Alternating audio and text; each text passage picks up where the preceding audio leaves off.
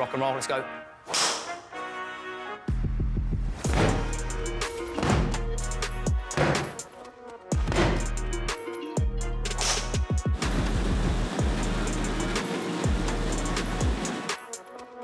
I really enjoy training in all different aspects, whether that's the actual golf or learning how to make the factors around golf support your golf better. 10, well done, good. I've seen the benefits personally and professionally of what it's done for me, and I really believe in it. So I think it's become like a fun part of the process. 23. Nice.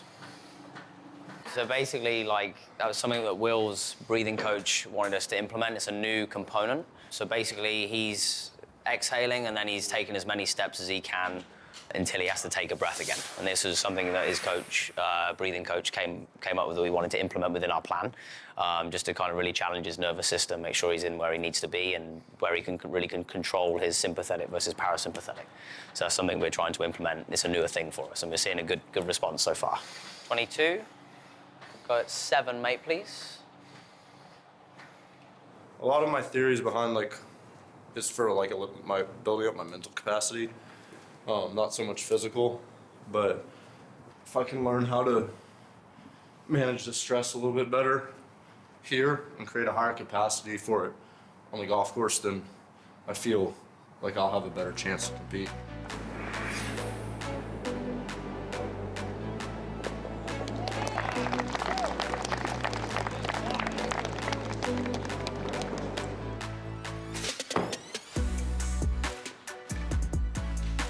Good, Will. Soft landing if you can. Really put the brakes on. Training's really important to me just because I think our profession requires a lifestyle of dedication to what we do, and that's something I've found as a passion. It helps me get excited about and fall in love with the process of what I do for a living. So the more I can fall in love with the process of getting to that result, I think the more successful I'll be. That's it. Really put the pressure in the foot best you can. 4, 5,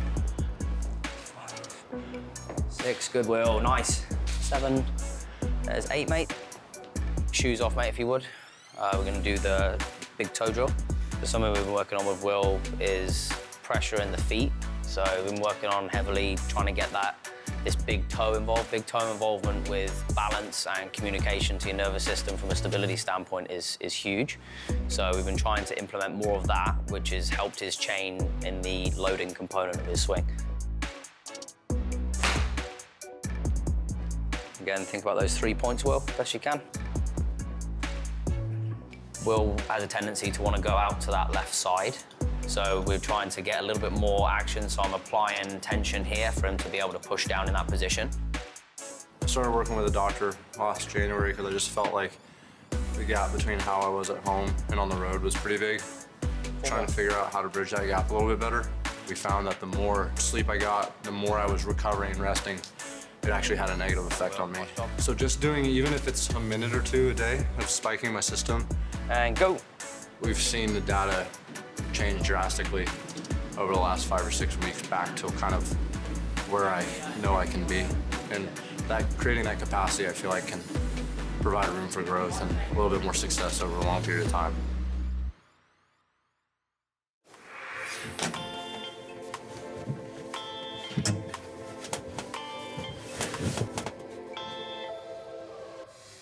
When I got out of school, I got my tour card pretty quickly.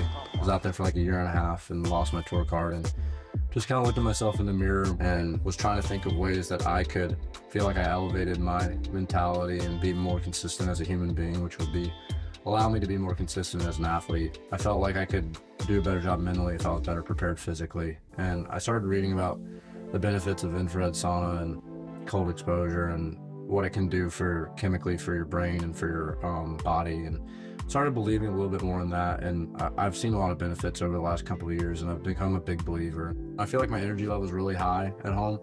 I can handle a lot. I can go check my boxes daily, and on the road, like, because it's a little bit more stressful, you got a lot to do. Things aren't consistent. I have had challenges in trying to figure out how to handle that stuff. So that's why I do this stuff. I'm not doing it to set a record in here, but I'm trying to improve myself.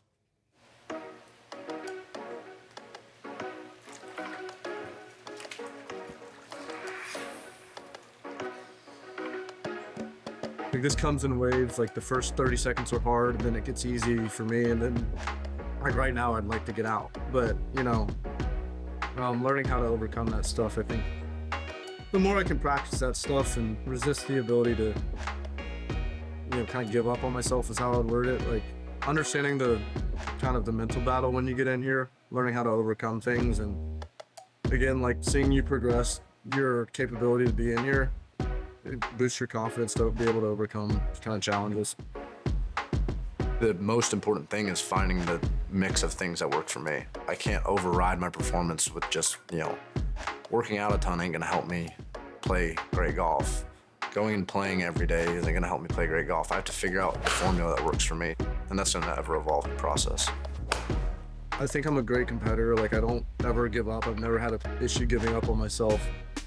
It's more of just continuing to understand that your mind's capable of pushing you past where you think you are. So that's kind of the point of it. I gotta get out.